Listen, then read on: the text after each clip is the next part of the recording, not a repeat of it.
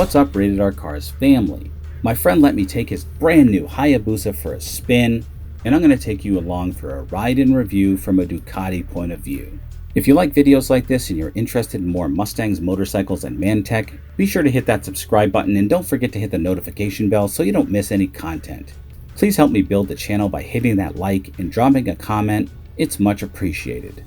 The 2022 Hayabusa is a 1340cc inline 4-cylinder with 187 horsepower and 110 pound-feet of torque.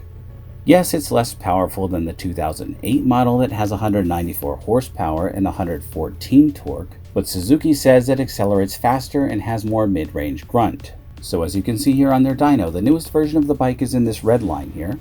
So there is more mid-range torque and horsepower, effectively making this bike more fun on the street.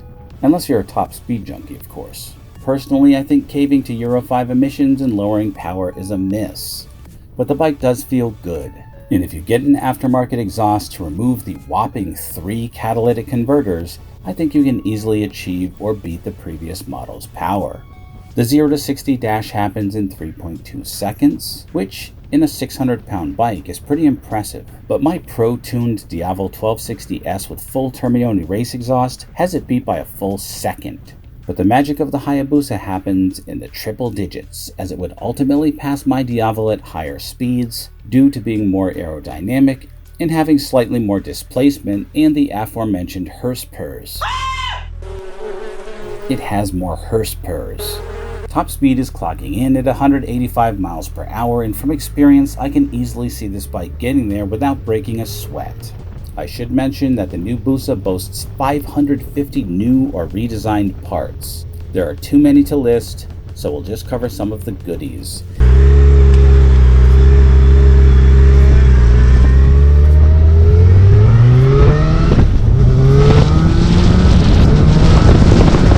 It's got ride-by-wire, a Bosch 6-axis inertial measurement unit, so the bike basically knows the angle of your bike, and has a ton of IMU controlled electronics including traction control, rider modes, engine power modes, launch control, cruise control, wheelie control, cornering ABS, a speed limiter. Okay, seriously, whose idea was that? It's got quick shifting. This thing even has a setting to prevent stoppies. Again, seriously, whose idea was that?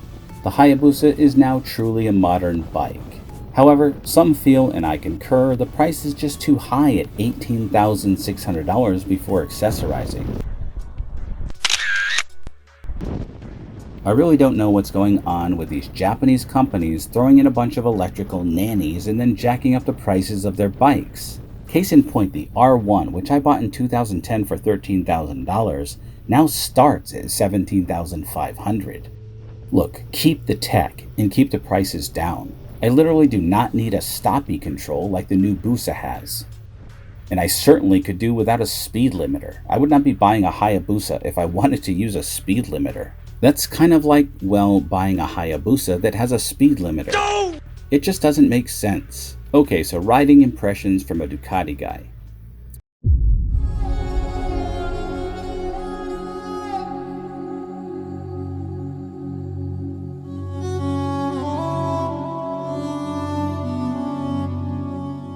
So firstly, this is a heavy bike. It's big.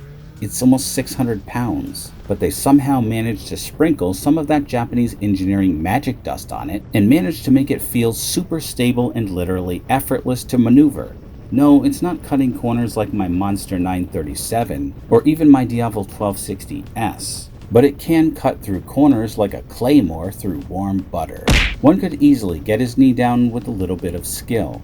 Now, whereas my Monster 937 can be likened to riding on the back of a lightweight but muscular cheetah, and my Diavol 1260S is like riding on a Jaguar on steroids, the Hayabusa is like riding on a hard-charging rhinoceros who has not only been trained as an MMA fighter, but he spent the night throwing up in his hotel room to squeeze into a smaller weight class.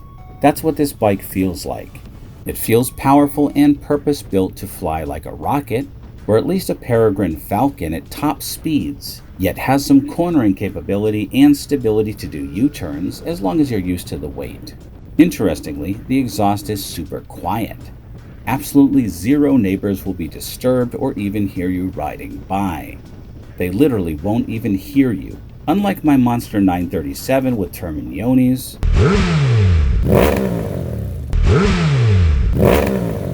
even when I got on it and unleashed some of that mid-range power, it was so quiet. Whereas on my Diavolo or Monster, it sounds like this. I must say it was actually refreshing to have that much power on tap and not blow any pedestrians off the street with the shockwaves of my exhaust.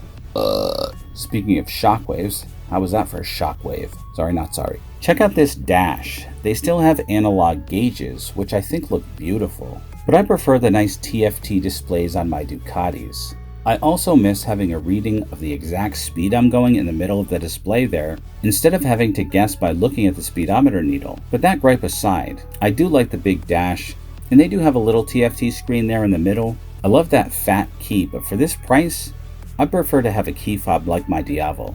By the way, I should mention, because the bike only had 75 miles on it, I didn't even touch the upper power band out of respect for my friend. But the mid-range is where the party's at on this new Hayabusa, and it has a great amount of oomph. Unlike my Diavolo, this won't blow you off the back of your motorcycle, but it feels more like the bike quietly sneaks into triple digits without you even knowing it. Maybe that's why there's a speed limiter setting. But that's how smooth the Hayabusa is. Whereas the Diavolo, I would say, has explosive power, the Hayabusa is smooth power.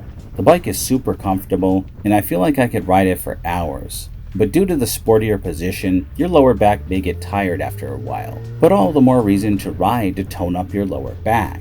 This way, when you want to ride a lot, you can just tell your wife that you're going to exercise. After riding this and then getting back on my Diavolo 1260S, I felt like I do getting off my Diavolo 1260S and then getting on my Monster 937.